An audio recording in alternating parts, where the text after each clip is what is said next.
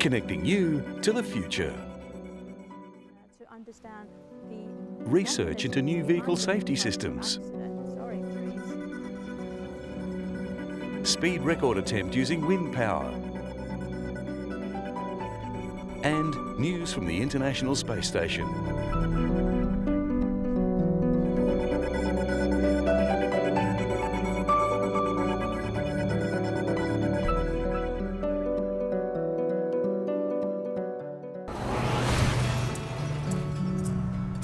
Swedish car maker Volvo has a very clear focus on safety. In the long term, the company aims to design and build cars that should not crash.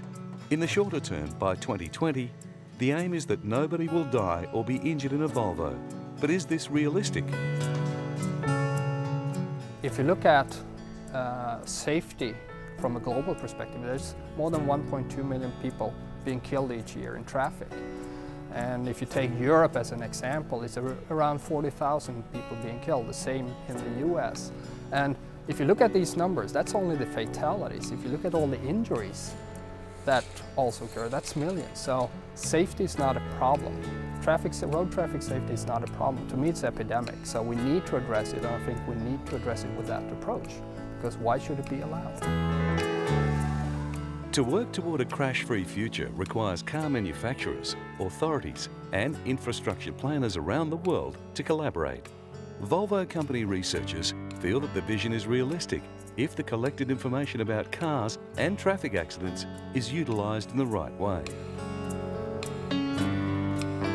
All this is based on knowledge.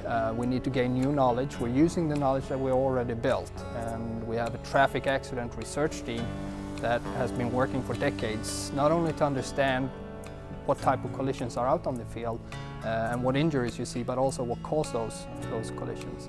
And as we move towards the future, we try to understand the drivers and the driver behavior even better, and not only studying collisions, but also studying normal driving, to better be able to understand how we can assist drivers to avoid getting into critical situations in the first place. And the knowledge acquired by studying real traffic accidents in detail is extraordinarily important for the researchers.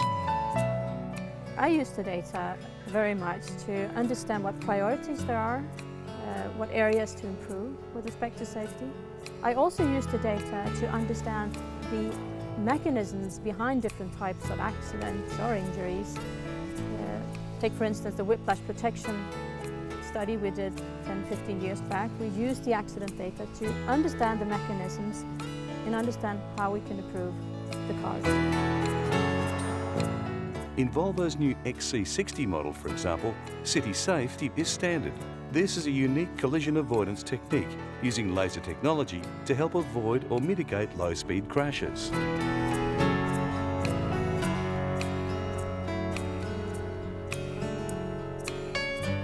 I think City Safety is a very good example, because here we're taking a step in actually offering collision avoidance, and we're making it as a standard. This new technology is being watched closely all over the world. At the British Motor Insurance Repair and Research Centre in Thatcham, they carry out research and development to promote the building of safer cars. Thatcham's very excited about the new Volvo City Safety System.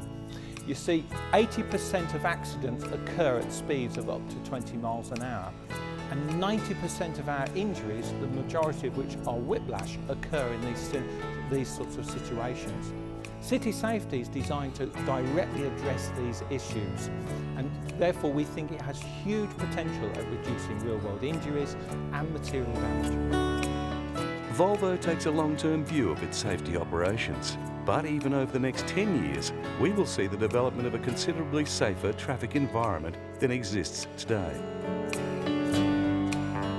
In 10 years, we will have much better knowledge in understanding the human behavior and how we work up here when we're out in traffic and when we're out driving. And we're already now starting to address issues that we know is a major cause of collisions and injuries in the field, like unconcentrated drivers, distracted drivers, Alcohol is an aspect that we're considering with an AlcoGuard system already today. So we're taking it piece by piece, and as we gain knowledge from studying real drivers in real traffic environment, we will have more innovative technologies to assist them to be safer drivers and hopefully to avoid collisions. We're at the beginnings of a collision avoidance revolution. For a long time now, vehicle safety engineers have looked at secondary safety. They've looked at the ability of the vehicle to sustain the forces of an impact and protect the driver with airbags and seatbelts. This new technology is going one stage further, because this new technology is preventing the accident occurring in the first place, and prevention is better than cure. And at Volvo, they are working to realise their vision of building cars that cannot crash.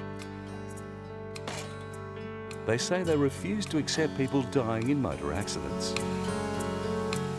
Number one key, as always, is knowledge. Safety is all about knowledge, and knowledge from real traffic accident, knowledge about people, knowledge about how we work. That's the key here, I think, in order to address and find new innovative technologies to address different aspects of what can occur in a real traffic environment, because it can be very, very, very complex.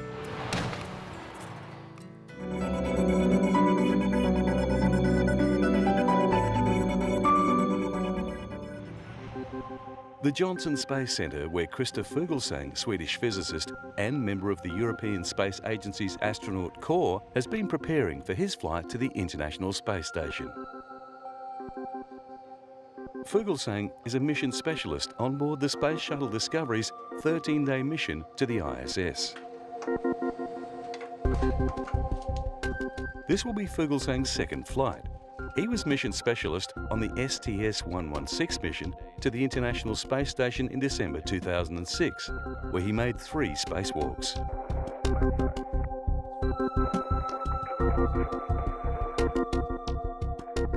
He spent more than 18 hours outside the station, carrying out maintenance and construction tasks. And with the Z1 patch back to the center of the truss segment,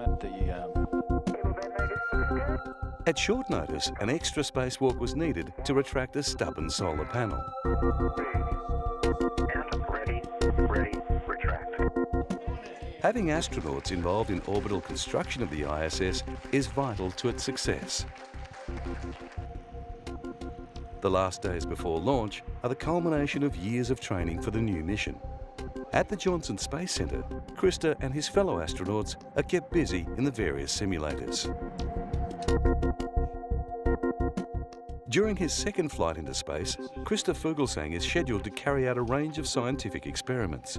And again, he will have the privilege of walking in space. As part of the mission, the Discovery Shuttle will transport a piece of specialised kit called the Multi-Purpose Logistics Module in its payload bay. In orbit, it will be attached to the ISS.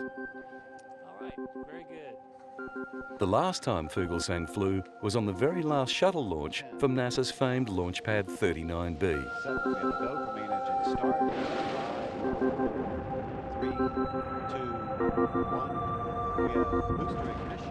The facility is now being converted for launches of the shuttle's replacement, the Ares booster.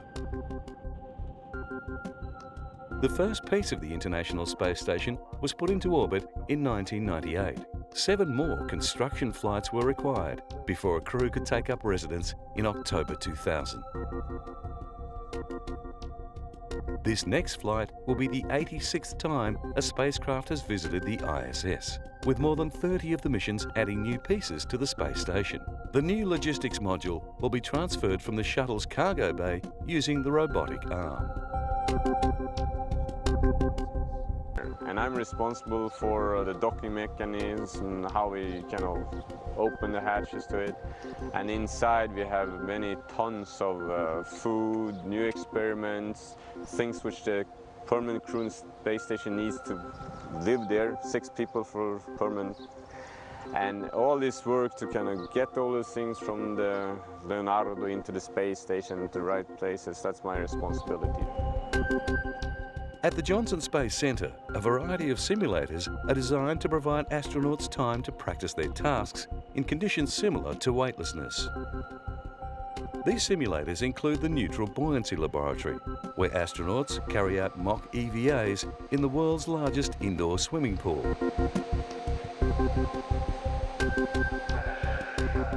Although the astronauts wear suits adapted for underwater use, they provide a neutral buoyancy that complicates all tasks in a similar way to microgravity.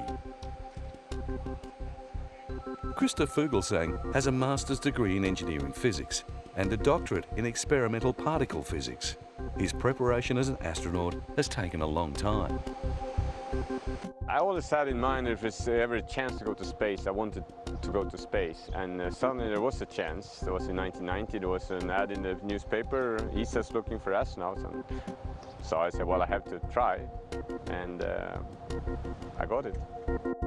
During the mission, Fuglesang will be meeting up with another ESA astronaut, Frank de Win from Belgium, who was launched from Baikonur on the 27th of May.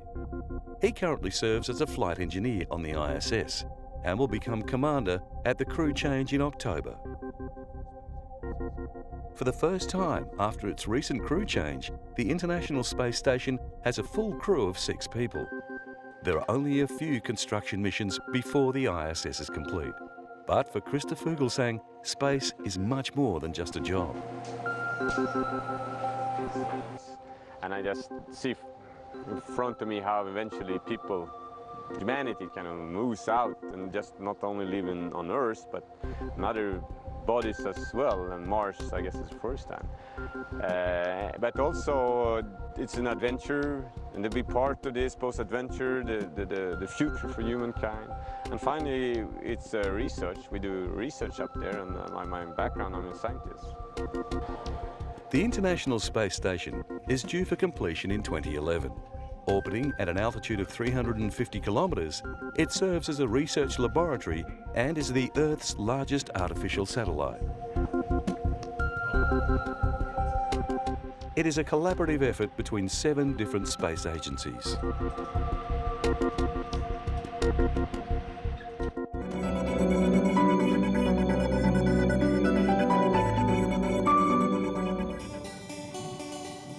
Final preparations for the Ecotricity Greenbird to break the world wind-powered speed record.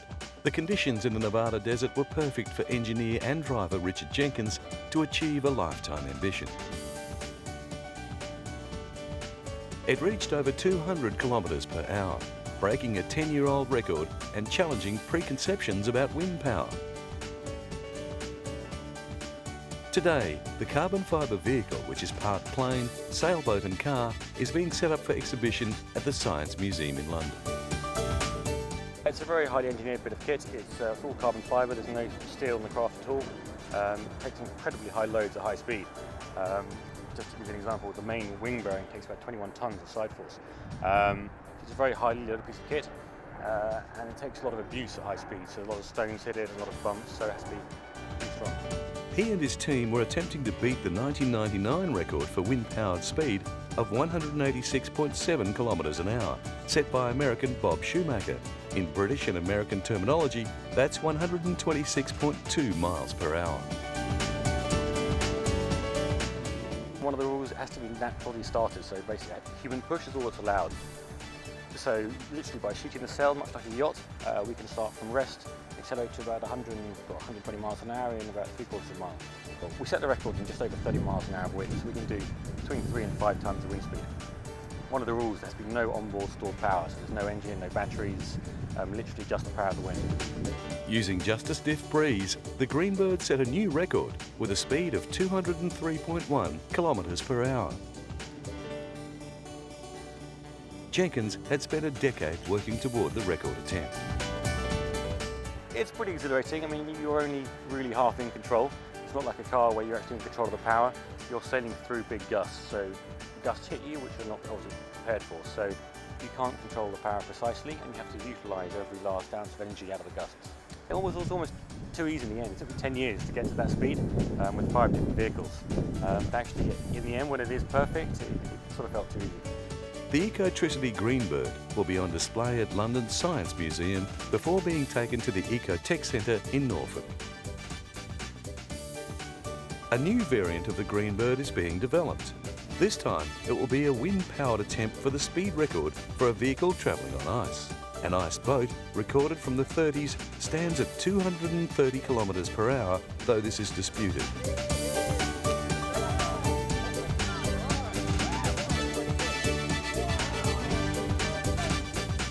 Less glamorous, but with more immediate environmental implications, is Renault's Kangoo Bebop ZE. It's part of a strategy that Renault, in partnership with Nissan, are using to become the leading manufacturers of mass-market zero-emission vehicles. The car is an electric derivative of the Renault Kangoo Express, and it's already available for test drive by industry professionals and fleet operators. The Kangoo Bebop ZE prototype is powered by a 44 kilowatt electric motor and is equipped with a 15 kilowatt hour battery. This prototype has a range of 100 kilometres, but developments in battery technology will mean the production model, due for release in 2011, will have a range of 160 kilometres. By simply activating the remote central locking, an illuminated gauge on the car's body displays how much charge is left in the battery. The ZE is charged via a socket located behind a flap at the front of the vehicle. A new standard charge plug is being developed. The lithium-ion battery develops 400 volts and weighs 250 kilograms. Electric vehicles represent a breakaway solution, permitting sustainable mobility for all. Mass-marketed electric vehicles will achieve substantial environmental savings.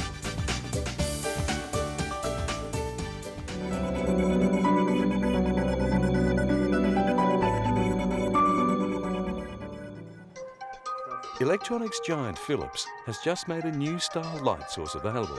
Known as Lumi Blades, the organic light-emitting diodes, or OLEDs, provide a diffused light, making them different to all other artificial light sources. In this display, Random International, a trio of London-based artists, used 1,024 Lumi Blades to make an art installation called You Fade to Light. The group has used a camera linked to a computer to make the Lumi Blades create a mirror effect. At the moment, OLED technology is starting to be used in television and computer display screens, but by making the technology available in do-it-yourself kits, Philips hopes to speed the development of the technology for domestic lighting. Kristen Napstein is the Business Development Manager with Philips OLED. An OLED is actually the only light source that creates straightforward diffuse lighting. So it's not a point light source that with the help of a reflector you give shape and you create a spot with, but it's something that emits evenly light over a complete surface. So it actually gives a very soft light effect. And that is something being appreciated in lower brightnesses. So you imagine a large area like a wall or like wallpaper or a ceiling, which emits on a low brightness and a very even light.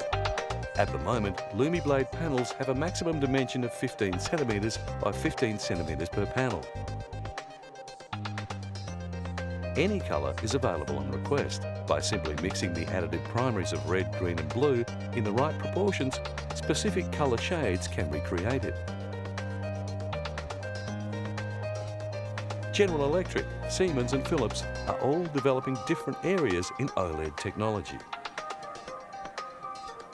Philips eventually hopes to market window panes that are transparent during the day and emit light at night, while GE is developing cheap, flexible OLEDs encased in plastic for use as rollable, light-emitting window blinds.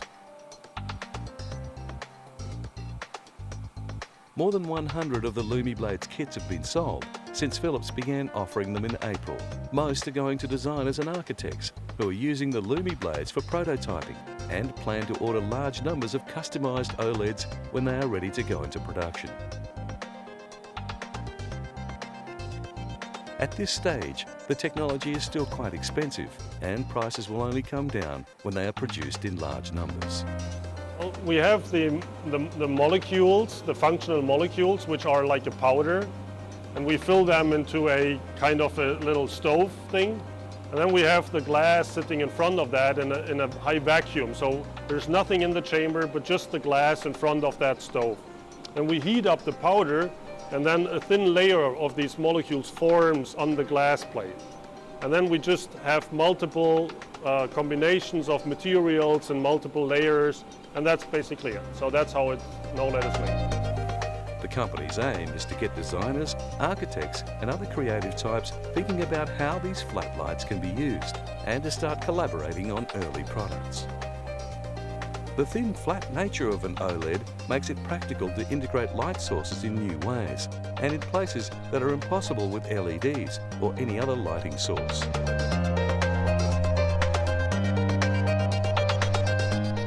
One area being developed is in high-efficiency displays for vehicle instrumentation. The growing electric car industry is interested in this application.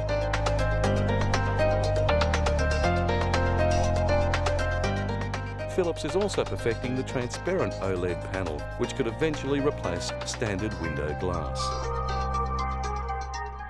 The OLEDs have an extreme potential to grow into the most energy efficient light source we see.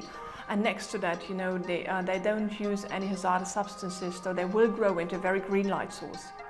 When high volume production begins, the OLED panels will provide light at a cost lower than anything available today, making them a very attractive alternative to current lighting technologies.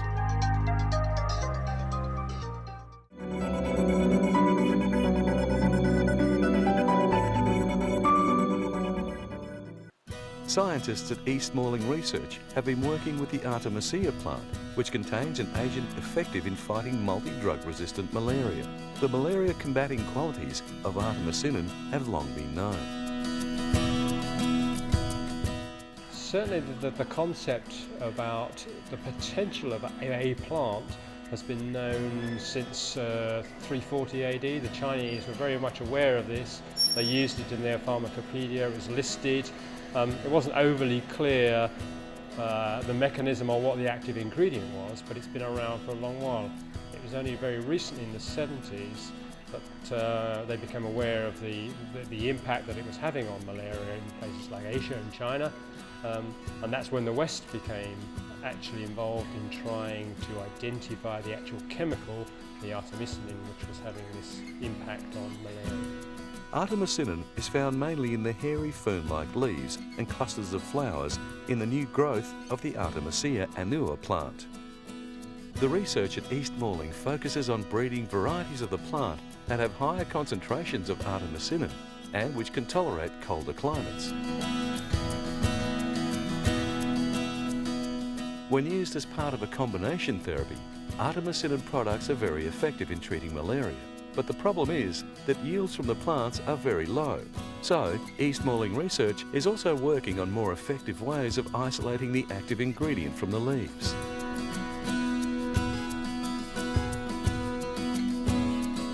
Improved harvesting techniques and a new evaporative process is already giving artemisinin at higher purity levels. It's important that we have a system that's as efficient as possible, particularly if we're going to grow it in the UK, and encourage growers in the UK to invest in the plant material and to grow it as an economic crop, that we can have as high a concentration as possible. Estimates put the annual death toll from malaria at more than 1 million, and the work being done here could drastically reduce that number.